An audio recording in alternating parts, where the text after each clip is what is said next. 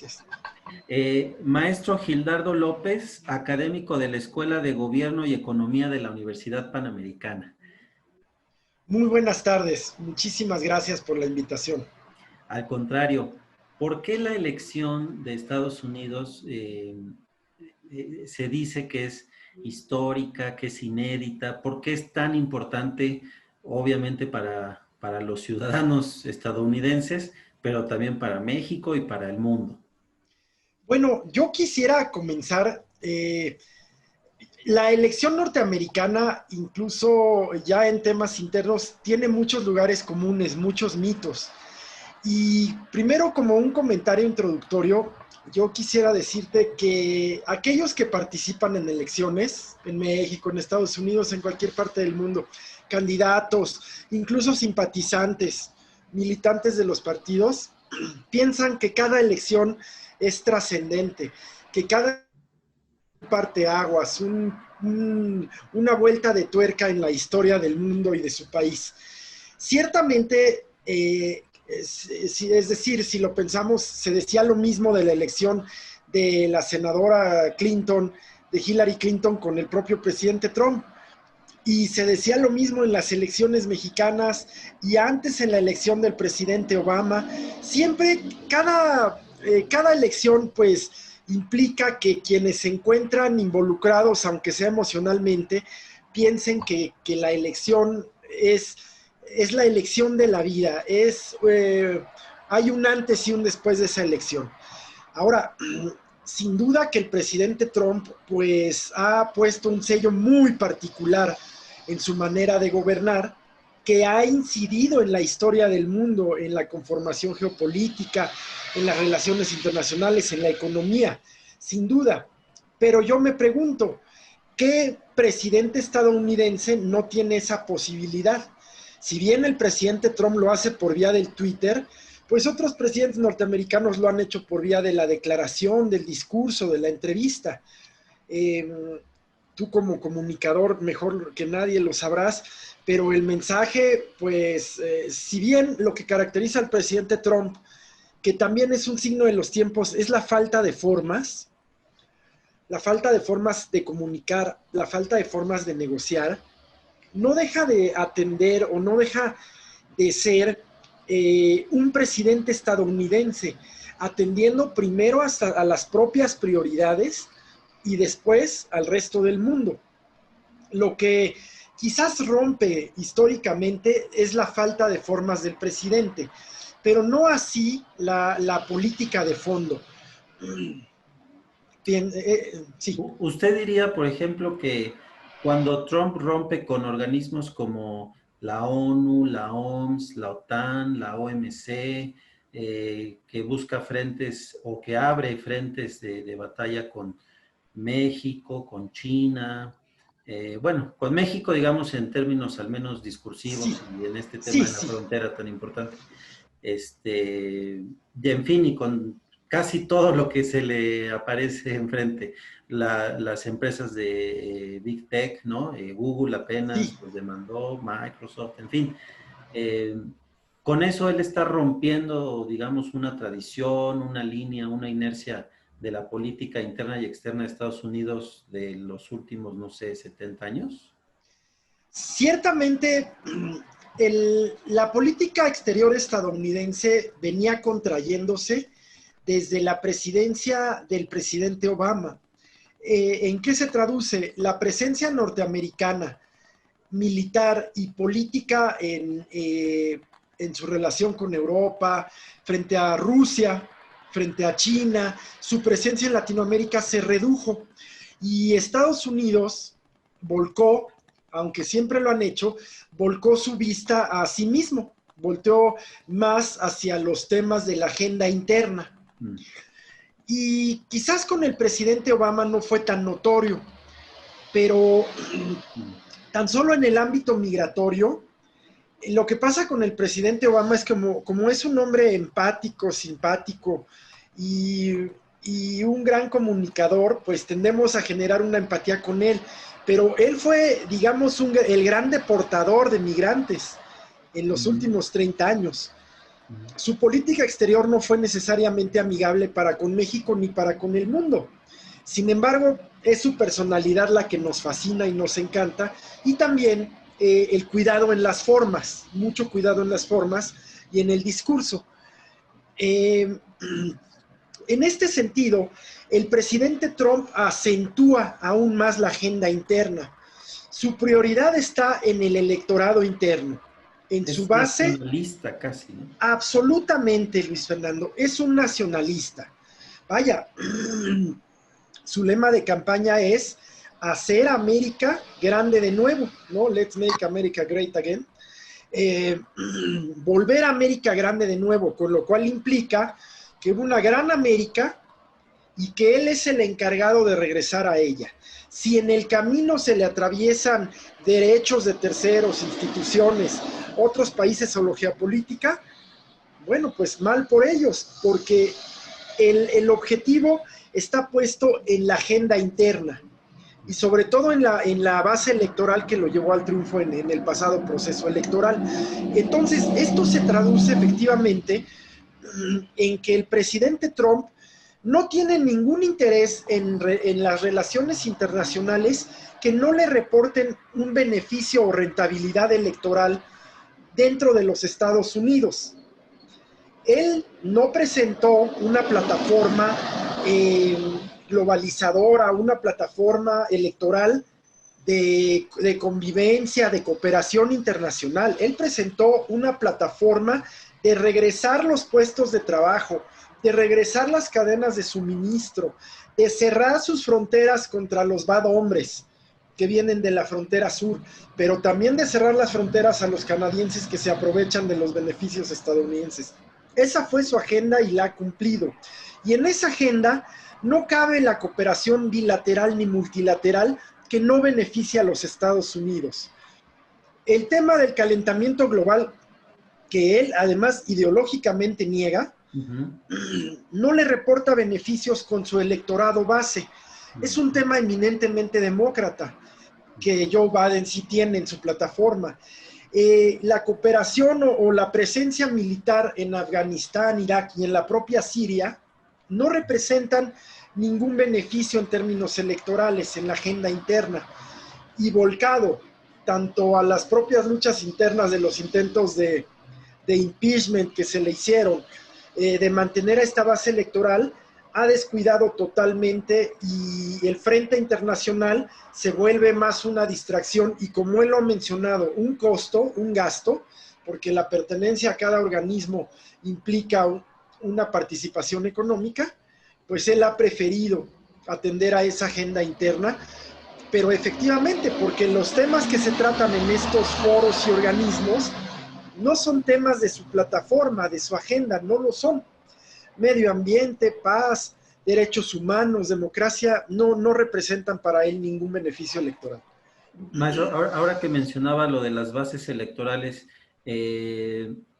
a Biden, por ejemplo, le han reclamado la comunidad afroamericana o algunos sectores afroamericanos que no se los apropien, ¿no? O sea, que uno no piense, pues por ser afroamericano voy a votar demócrata. Lo mismo pasa con el voto latino. ¿Cómo va a estar el voto latino en movimiento ahí de la votación?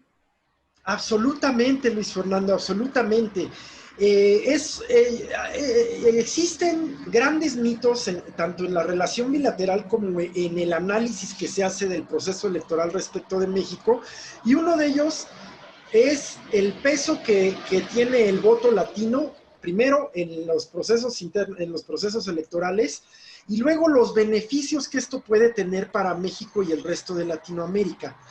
Primero, como muy atinadamente lo mencionas, apropiarse del voto latino, pensar en un voto latino monolítico, pues de verdad es que, con inmenso respeto, es simplificar mucho un fenómeno muy complejo.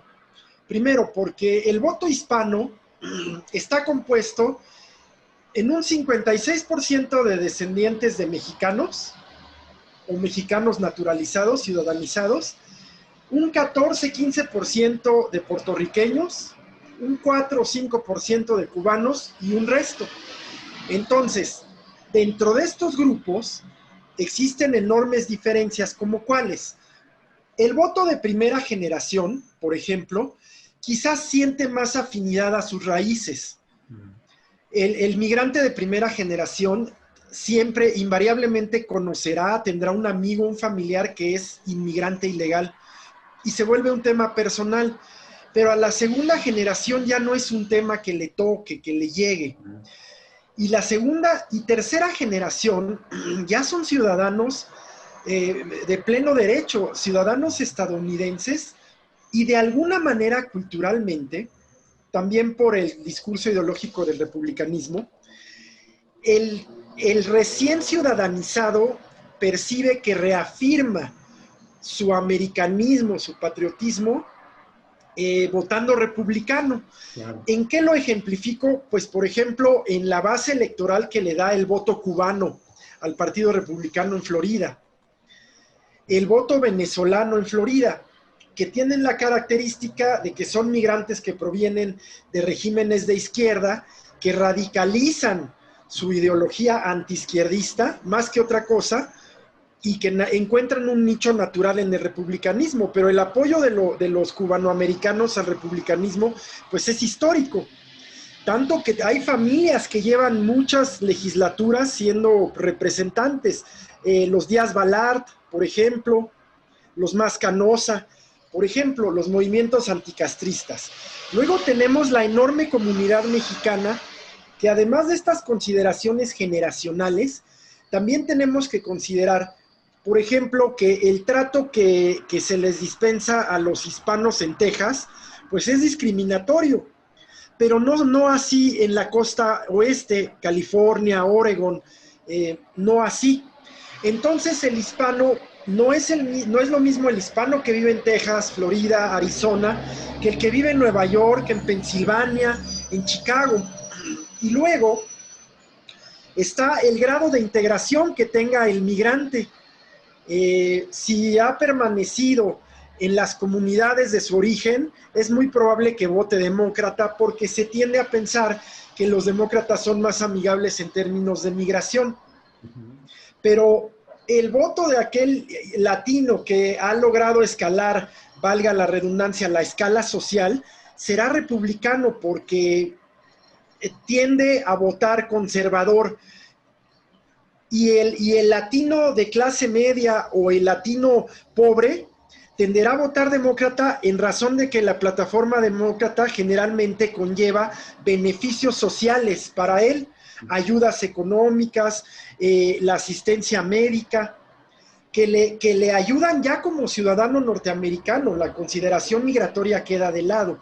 Entonces, sin embargo, sí creo que el voto latino en general, tanto mexicano como de otras nacionalidades, tiende más a lo demócrata, pero más en razón de los beneficios que reciben como residentes de los Estados Unidos, que en función de una consideración migratoria o de mejora de relaciones de esos países con el gobierno americano. Y por otro lado, es que los migrantes, cuando llegan a Estados Unidos, ya en segunda o tercera generación, ya dejan de lado el contacto, de ver noticias sobre sus países, en fin, y el voto se vuelve entonces pues un voto de intereses locales, ¿verdad?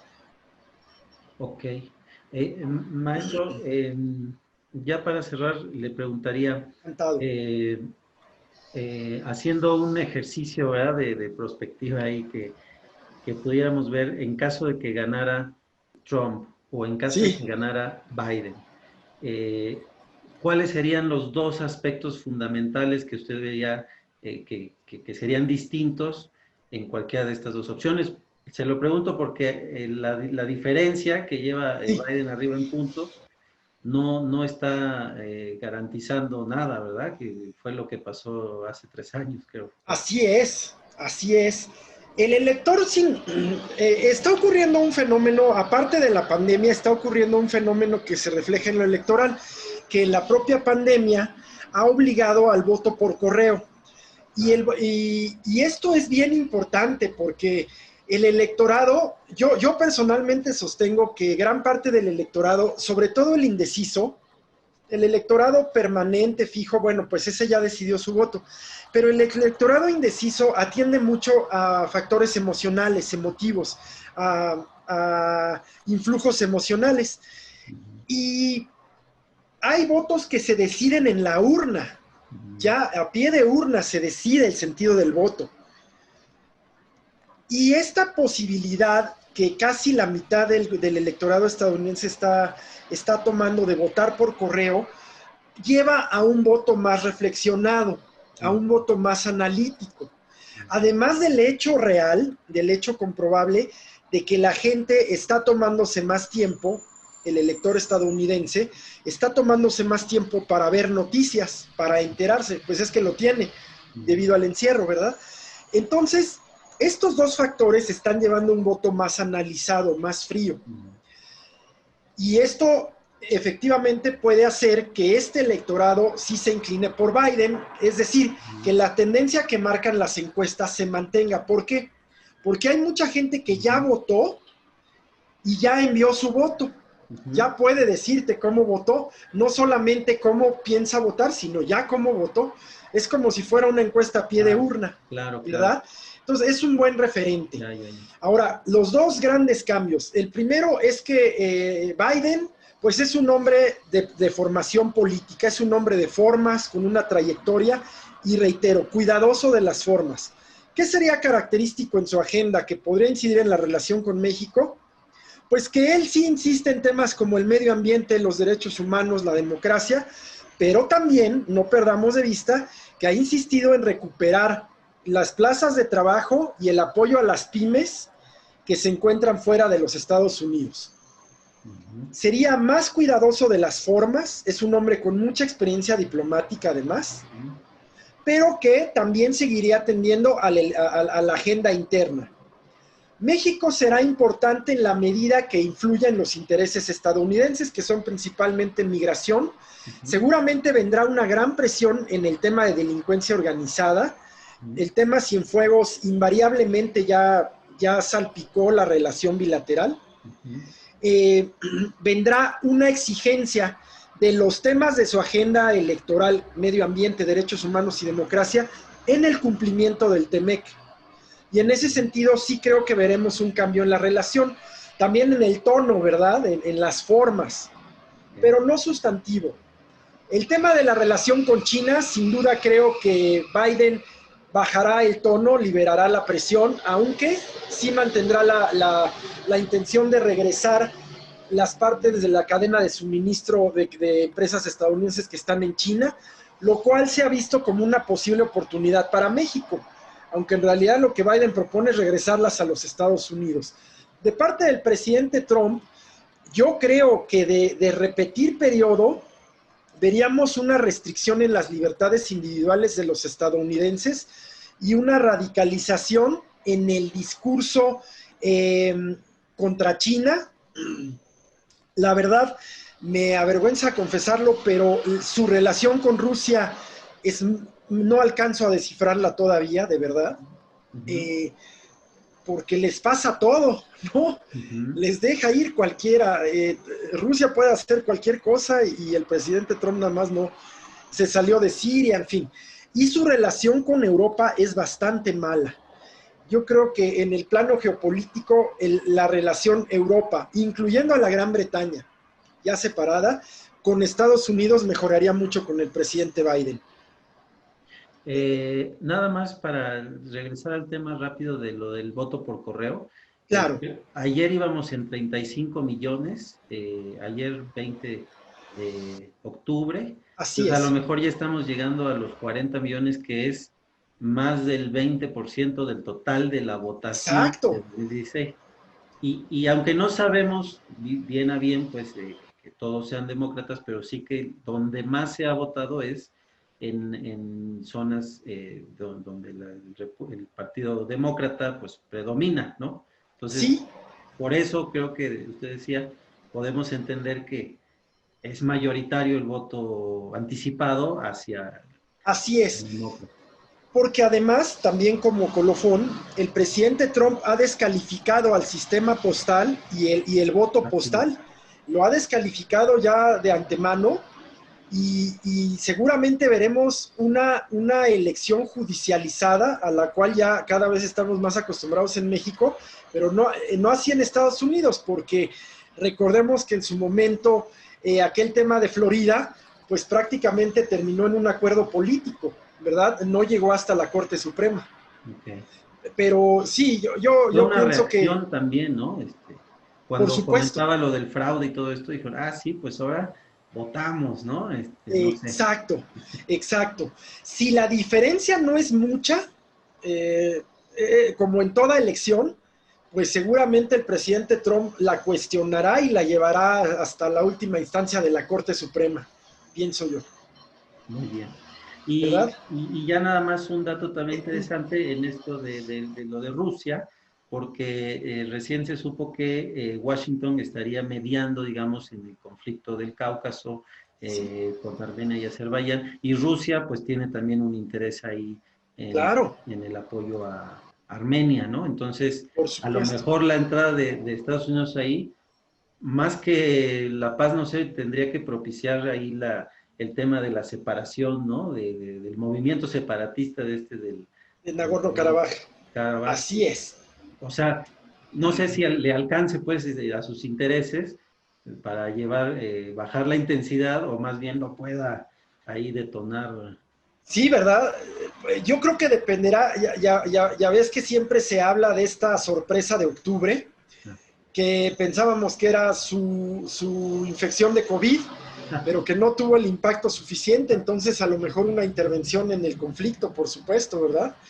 Necesita dar un golpe mediático verdaderamente fuerte, porque hasta el momento, pues, no solo se mantiene la tendencia, sino que a mí me llama muchísimo la atención cómo figuras prominentes republicanas se han sumado públicamente a la candidatura de Biden.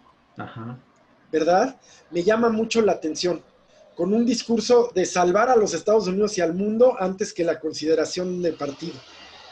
Bueno, por eso le decía el tema de la diferencia en las encuestas a nivel Sí, general de hasta 11 puntos, la pérdida de apoyos y la apertura pues de cada vez más frentes de guerra, si se le puede así llamar es. así, pero aún así puede dar una sorpresa ahí, Sí, ¿no? sí, sí, sí, es Trump. No olvidemos, es Donald Trump. Estamos hablando de Donald Trump, el prestidigitador. Sí, Maestro Gildardo López de la Escuela de Gobierno y Economía de la Universidad Panamericana.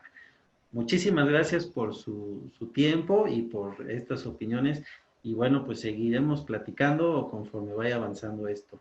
un gusto y un privilegio enorme. Muy agradecido, Luis Fernando, muy agradecido contigo y con el medio que representas. Muchas Muchas gracias. gracias. Muy Gracias, buenas gracias. tardes. Hasta Un luego. gusto enorme. Hasta luego.